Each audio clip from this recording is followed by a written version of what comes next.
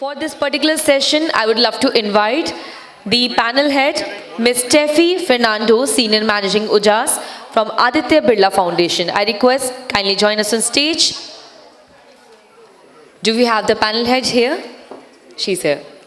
Requesting to welcome the panelist, Ms. Saloni Batura, the founder of Paddling Foundation.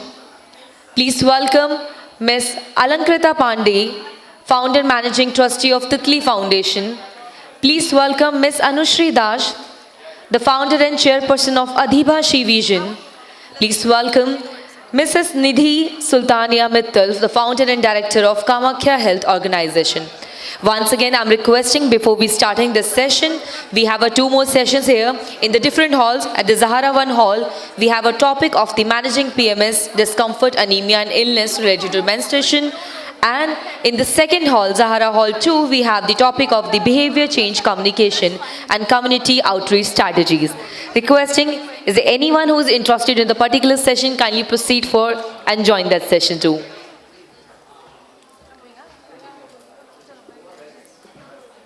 Now, requesting to the panel head,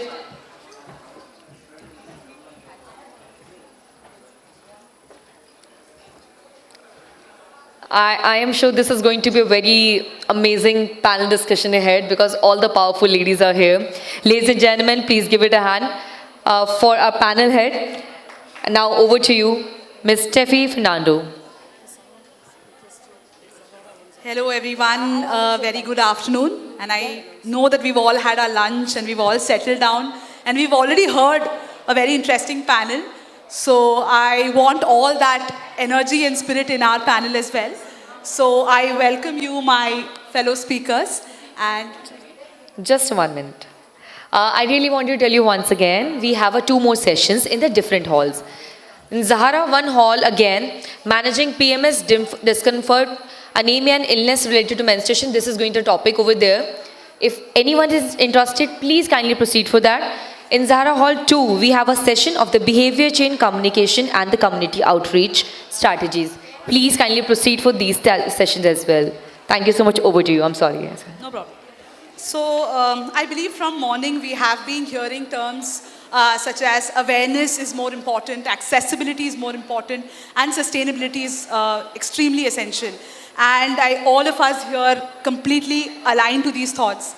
But this particular panel is going to bring in the intersectional lens in the whole aspect of our conversation today. And we're going to talk about inclusion and inclusivity. And like our host has already mentioned, it's going to talk about different groups. So without wasting further time, I would like to hear from all the speakers. And I think it's going to be quite a learning for us. I am from Aditya Birla Education Trust, and we work with the adolescent girls on MHM.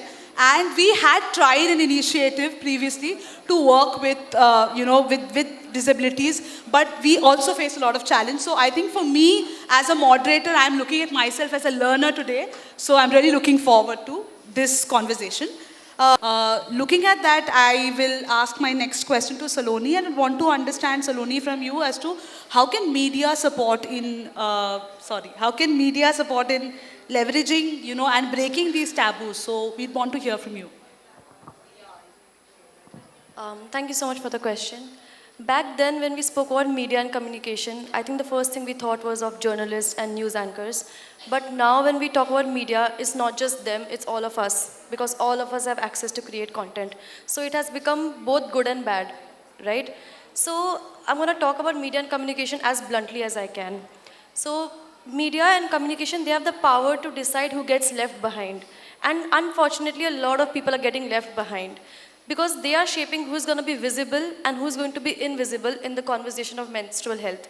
So it's very important for us to kind of redistribute this visibility. And I can suggest a few things that I think people can do more from now. Is like, when we choose representatives, do not choose one particular person from the whole community to be a representative. So like, if you're going to someone who's using a wheelchair and you're making them the representative of the whole community, people are missing the point that there are different kinds of disability. It's a spectrum. So when you make one representative, you're kind of negating all the other lived experiences that people have. So I'm not saying don't choose representatives. I'm suggesting choose groups of people so that you're diversifying the number of people you're showing as representatives. So this is one thing I would say. Second, I would say is have more peer campaigns over celebrity campaigns. So someone who is visually impaired, they will be more motivated to apply something that a visually impaired person is teaching them rather than a celebrity telling them that if you are blind, do this. Because how do you know what I'm going through, right? And I'm going to say this, I hope the next time we have a panel, we have more representative in the panel itself who are people from these communities and they get stage to even share their experiences directly. Because I feel like nobody's voiceless, we just don't pass the mic enough to people who need to speak their, share their stories. Third, I would say is create content in ways that people can actually access. So if you are creating a lot of content for someone who is visually impaired, an entire Instagram carousel is useless for them because they can't access that content. So try to create content that is reachable to people, approachable. So simply I would say is like, even I think Alankrita also mentioned, start using language that is more like respectful and is giving dignity to people. So instead of saying like women, girls, say menstruators, say people who get periods, say if you get periods and use wheelchair, this post is for you. So people are being able to actually understand what they want to hear. So just to conclude, menstrual health literacy should feel like a friend coming and telling you what you need to hear in that moment rather than a poster that says do's and don'ts of things that you already know of. So yeah, thank you. Please clap louder. We want inclusivity in clapping as well. Okay, so great points there. I think the conversation on lived experiences and representation is extremely important. And it just took me to the flashback of my last year when I was a speaker. And I think this was one thing that I had shared with Gramalaya as well, that I believe that representation should be there, especially even of adolescent girls, because we are talking about them most, like most of the speakers from morning have been speaking about adolescent girls. So I think having adolescent girls on the stage with lived experiences and diverse backgrounds will really, I think, give more weightage to the conversations around. Moving ahead, I'd like to ask Alankrita, how does stigma around menstruation differ for transgender person and those who are with marginalized background? And what can you do to address it? Thank you for that question. Before I answer that, first of all, thank you so much, everyone. It feels surreal to be surrounded by people working towards the same cause with the same energy. There's a lot of synergy we can feel here, and shout out to Gramale and GeoCare for the same. To answer your question, so Titli Foundation has been working with orphanages, with Anganwadis, with the red light areas, and something that we have noticed is that every ground, like every particular donation drive has to be very subjective and personalized when it comes to how we educate them. Example, what we experienced in the red light area of Delhi, which is GB Road, we experienced that the people, the sex workers over there have experienced so much of trauma, experienced so much of hardships, that for them menstruation is something that comes at the, like, it's at the back of their head. They don't even care about periods because what they're trying to do right now is just to survive. It's just to gain like bread and just eat and just survive. So for them, something that worked for us is we tried to make them aware about the fact that how important hygiene is, and B, how much money they are spending in sort of buying reusable pads. So we work on sustainable menstruation. So we donated sustainable period product which is cloth pad to them, and that's when they felt little comfortable around the same. There are more period products that are reusable, example like a menstrual cup or menstrual disc, but what we faced was an issue with them was that they take clients even when they are on their periods. So imagine somebody who's going through menstruation. That's a lot of things in itself, like you go through PMS, you go through mood swings, you have a lot of cramps, then there are people with dysmenorrhea and whatnot. And on the top of that, you're also taking the clients up because that's how you make money. So the situation is very different at every different ground. We need to approach with that sensitivity. We need to approach with that, I would say, personalized communication. Now, when it comes to schools, when it comes to disabled people, we try and communicate what is there. First, obviously, need assessment is very, very important. And then you move on to, again, the communication bit. So we definitely need more people working for the same cause. And it is that the content that we provide in school need to be more braille friendly, or it needs to be more, people with disability, it needs to be more accessible to them. Example, a period panty would be a great product for them to use. So such products with products and innovation, which is obviously out there in the market, and some people are doing amazing job at that. I think collaborating with them has given me more information around how we can sort of break the taboo around the same. So that is that. But one thing I want to say is that when it comes to menstruation, for a privileged person, as Anushri ma'am rightly said, it is one thing. But for somebody who is coming from a marginalized community, somebody who is struggling to sort of afford just, one meal a day, and somebody who is disabled, it's very difficult for them to think of menstruation and to go through it. So we need to be more sensitive with regards to our content specifically, and we need to make it more personalized, as I said, when it comes to different communities. So that is exactly what has been working for us. And sort of building up the rapport, building up the relation with the person you're donating the products to. They need to understand, like, we are here to help them. So, sort of following up with them as well makes more sense. Thank you so much, Alamrita. I think you gave a very good perspective. In fact, you also gave us some examples on how we could take it in schools. And additionally, you've also given another intersection of poverty with gender and disability. So the first question is, how do you think that the current menstrual health initiatives in Bharat cater to the unique needs of differently abled, transgender, and other vulnerable population? Thank you, Steffi. Good afternoon to all of you. Can I just get it good afternoon so that I can feel that it? Thank you all. So, thanks for having me here.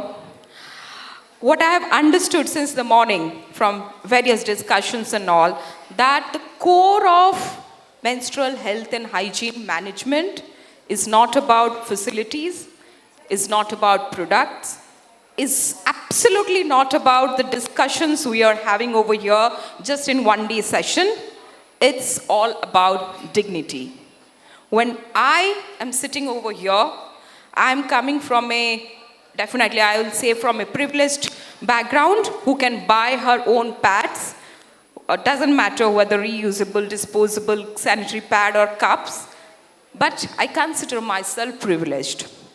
And in our country, Bharat, all the policies, all the discussions are happening around whom? Around us, all the privileged section. We design policy keeping in mind a school-going girl from a well-to-do family, doesn't matter whether from a rural setup or from an urban setup, she can use a toilet, a public toilet or a toilet which is available in school or colleges or any corporate. We don't care whether there is a ramp, whether there is a railing to hold, whether we don't care whether the toilet seats are adjustable. We don't care about all these things. So these are the basic things which our country is lacking. Nowadays, in 21st century, in 2025, where all of us are sitting, yes, we have come a long way. Now, at least, we are using a term, menstruator. So that is the development. We don't segregate girls, women, transgender, and it took a longer period, I mean, since ages, to come to that term.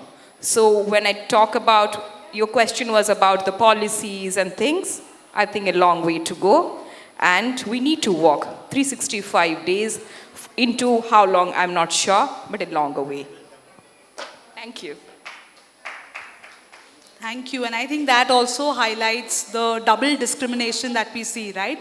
With gender and disability, it becomes even more difficult to really cater to the needs. But I think there is a need today to talk about it. Moving on to Nandini. Nandini, what do you think are the successful modes or innovative approaches that NGOs have used to improve MHM for these groups? Thank you so much. So like you rightly said, from the morning we've been talking so much about adolescents, girl. So that's when, so when you talk about vulnerable groups, one is yes, disability like Saloni mentioned, it's just not about one disability like, either blind, but we have like, seeing, speech, mental, movement, so we have all the sectors. And if you see the data, it's like around 4 to 5% of the entire population. But it's small, but it also comes to some 2 million people. So again, and in that majority comes in rural and then again females. So it's very necessary to first identify where you reaching which mode. When you talk about transgenders, like Anushri ma'am also mentioned, that now we've started using a term, all women don't menstruate and all menstruators are not women. So that has come up with, transgenders. And when we talk about other vulnerable communities, like I mentioned as one question, we've tried identifying. So it's just not about schools, it's just not about village women, it's nurses, it's police women, military women, sports, women in sports. Like the India World Cup team just won, right? But they were really trolled for not winning it for so many years. But again, the performance and the training, so example, it was a 1 month entire World Cup. It's impossible that no one would have gotten their periods or menstrual. But the managing, the energy, we have construction workers, we have transgenders. So I think all of the vulnerable communities approaches is always very different. I'll give you an example. We went to a school called Skill Bee and they teach only, the disability, I will say specially abled. Instead of using disability, they're called specially abled people having special powers. So we had a session designed for 2 hours. But for them, we had to break it down into 3 different sections. We had to keep going back to them for 2 weeks. But again, you have to see what you're communicating. Example, we told them how to put a pad and, we told them that you should not be wearing like a bra when at night. So now that student understood someone has come and told me, don't do this. She went back home and she just said, "Mujhe bola gaya hai," and randomly she enters from the school and, she takes out her clothes and I've told कि मुझे ऐसे washroom जाना है. So you have to understand your target audience. So we have to see that how are we delivering our content, what they're receiving. So what I feel is also like UNICEF and WASH also have a lot of guidelines which we can pick up and then slowly cater into how we're addressing each vulnerable community here. That's it.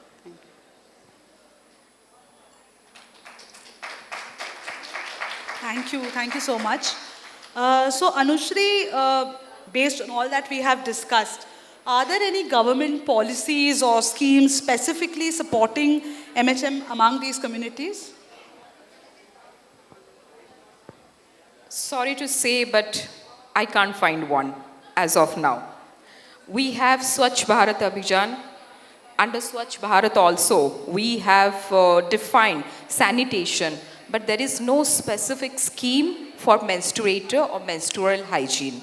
Then we have menstrual hygiene scheme that MHS under National Health Mission, which identify a particular age group, adolescent age group, which is 10 to 19. It specifies gender, but we have to understand gender is a very fluid term. And in today's time and era, our schemes are not gender fluid. Even our policies are definitely not gender fluid. And where we want to implement it also, whether it's in school setup or in our societal setup also, this is also gender neutral. We need to come across gender neutral policy. So this particular scheme also fails. Then there is another one which is Rashtriya Kishore Swasthya Karyakram, which is RKSK. There also there is a focus on adolescent girls.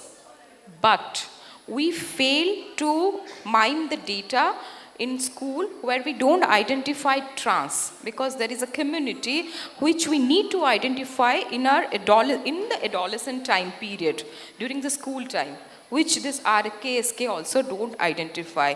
So walking in with my work with Adiva Srivijan since last couple of years, many years, I fail to identify any particular scheme where we focus on the most marginalized community. That includes intellectually disabled or specially abled, then the trans sector.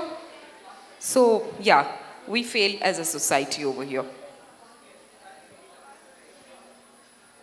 Thank you, and I think it's a very sorry state of affairs, and I think a platform like Gramalaya should take it up as collective advocacy for this, because since if we are discussing about this, we should definitely take it into action.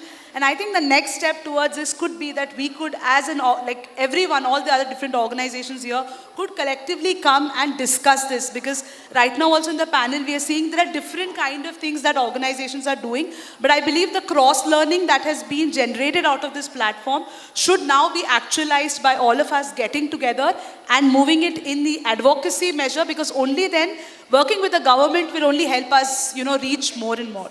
So with this, I'd like to ask Saloni, what role do you think families and community leaders play in supporting or also bringing about a hindrance, in the process? And what can we do to engage with them positively? I think when we look at menstrual hygiene from a marginalized group's lenses, the biggest gatekeeper to menstrual hygiene is family, usually.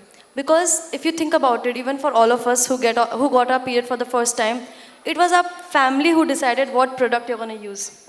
You didn't decide that today I'm going to go to the market and buy a pad or a cloth. It was your mom, dad, brother, whoever you live with who told you that, here, take a pad, use it.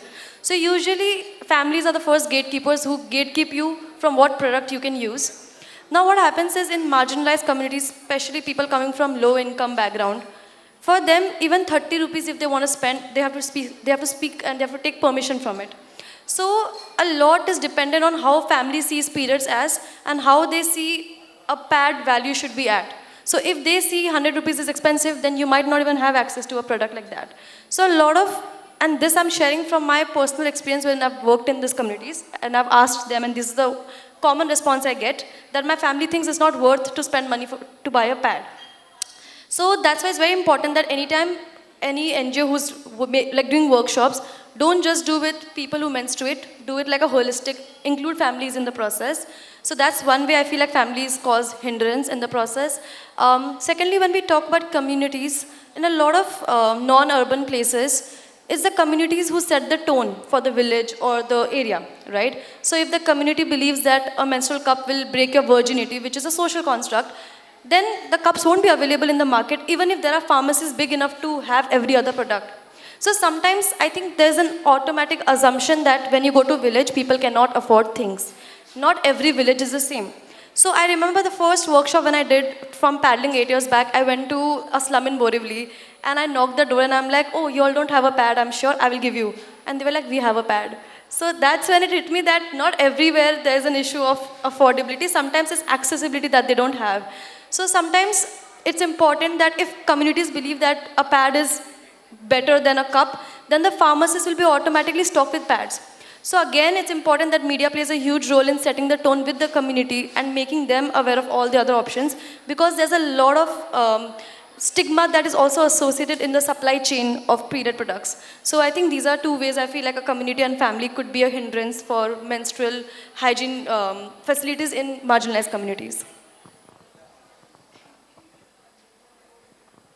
Thank you. I'll just like to add one point to what you just shared, because recently in our organization, in Aditya Birla Education Trust, we had a girls' roundtable where we had asked them that y'all are now supposed to, release your own menstrual charter of rights.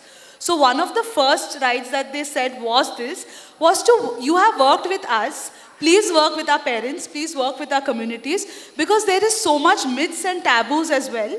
And also there is a whole spectrum to it, right? So understanding that and also looking at different intersectionalities also bring about a lot of challenge. So I think, like I said, in this platform, we'll have to collectively work. Nandini, what are the different, how can public spaces, schools and communities can be redesigned to sort of, accommodate these needs and look at these needs in a different light?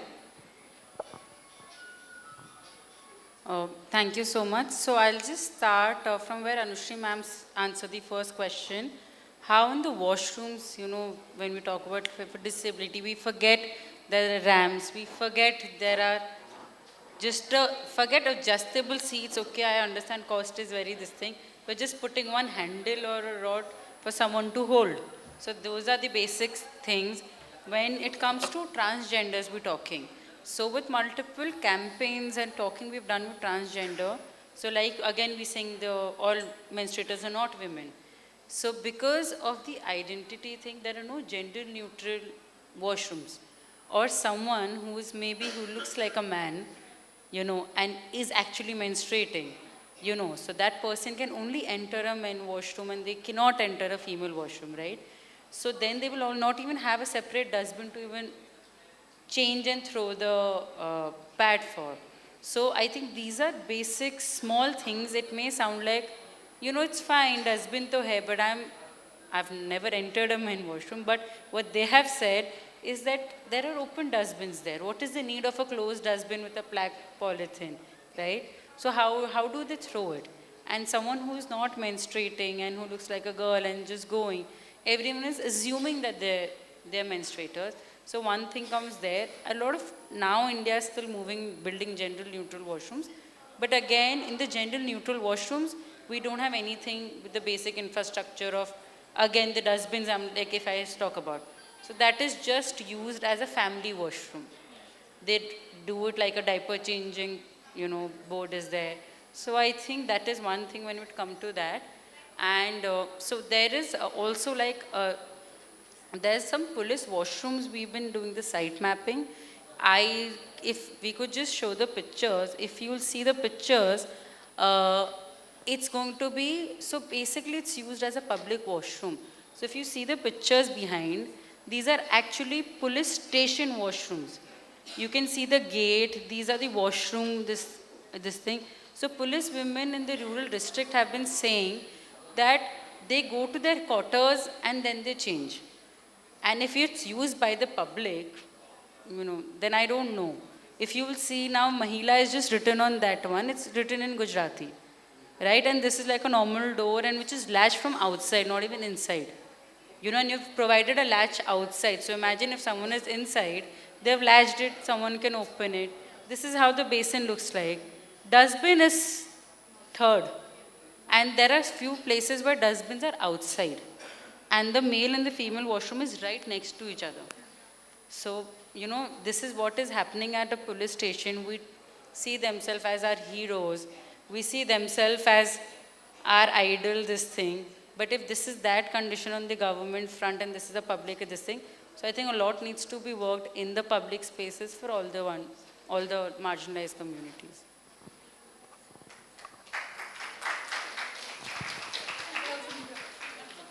So what do you think is one of the key takeaway that you'd like to take from it? So we'll begin from.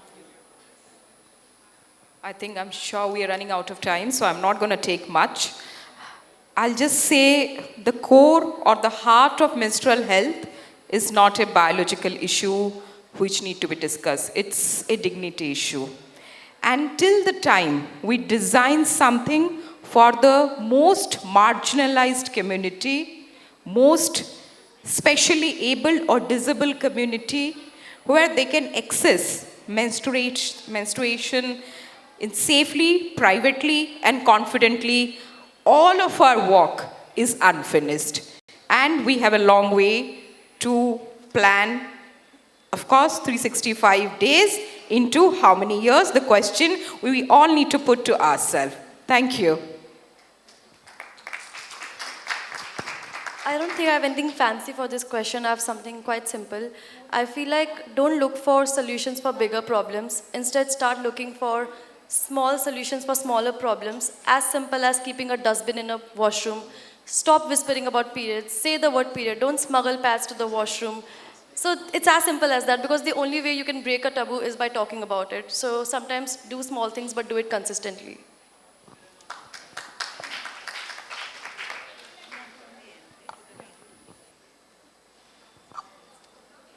I think simply like just to close the, whatever we're talking, I think we need to also now, as collectively, get more even CSR partners, more organizations, more senior and grassroots levels to work in these communities, because I feel a lot of the MHM focus has shifted to adolescents and schools, so more hands.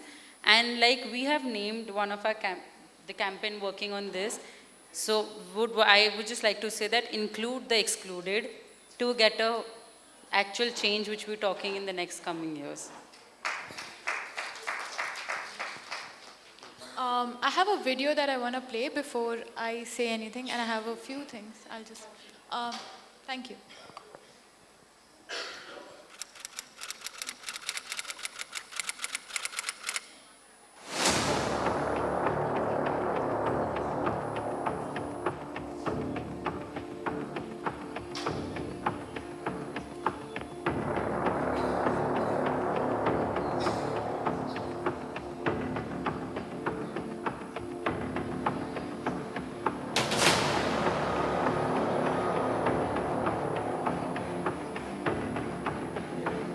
रंग बिरंगी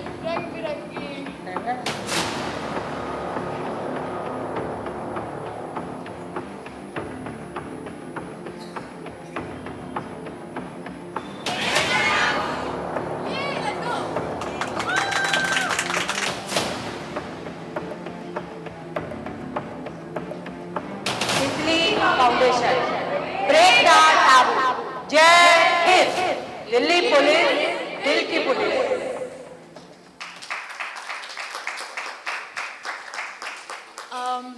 First of all, I really want to thank Preeti. I'm not sure if she is here. I think she is in another hall. But shout out to Preeti for making this a success.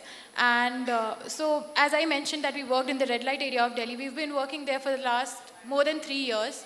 And it's not a one-day donation drive.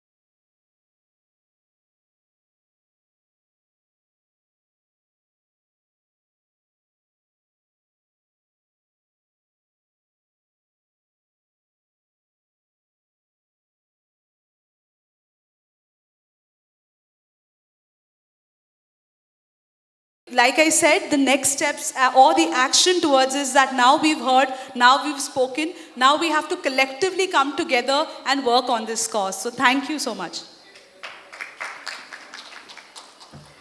Ladies and gentlemen, please give it a hand once again. Such a power pack, I think.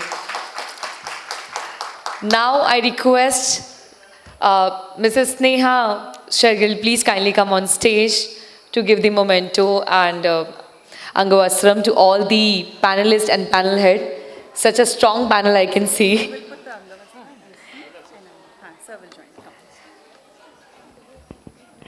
Please start with the panel head, Ms. Steffi Fernando, the Senior Manager of Ujaz Aditya Birla Foundation.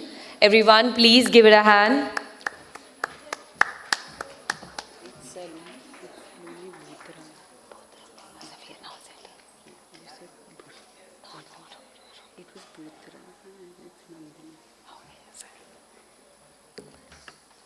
All right.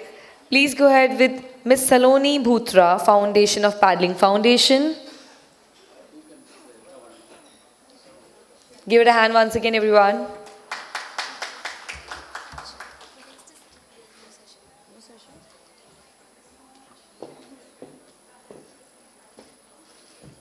Thank you.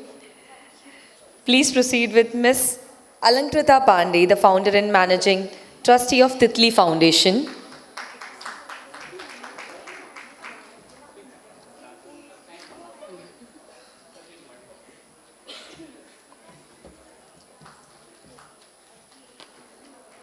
Thank you so much for the amazing session.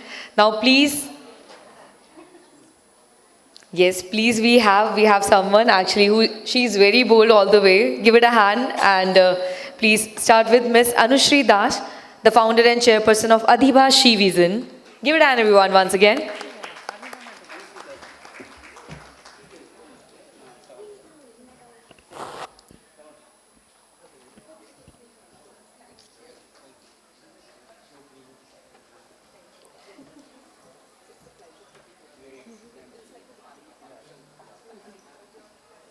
Thank you so much. Now we have, please welcome Mrs. Nandini Sultania Mittal, the founder and director of Kamakhya Health Organization.